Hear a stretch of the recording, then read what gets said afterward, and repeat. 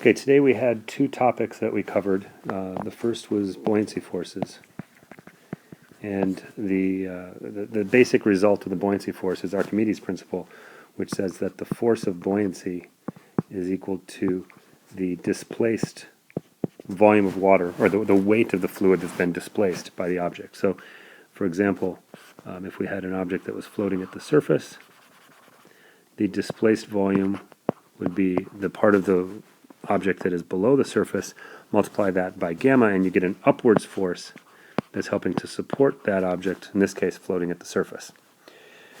Even for a submerged object, there is a buoyancy force acting upwards that acts opposite the weight of that object. And so it ends up being a reduced weight in water, or in any fluid. Okay, that was the first of the two basic results that we covered today.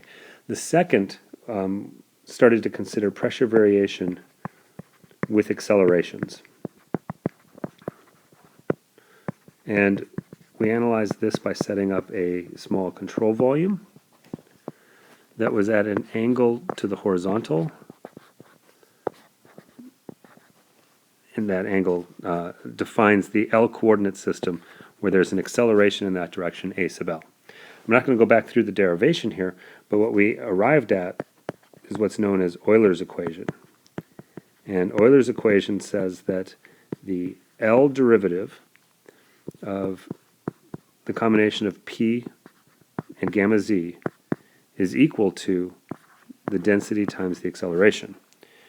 Or if we divide by gamma, we can write this as minus the L derivative of P over gamma plus z, that's plus z, is equal to AL over G. And note that in lecture I made an error on this. I kept a density floating around, I think, in this expression.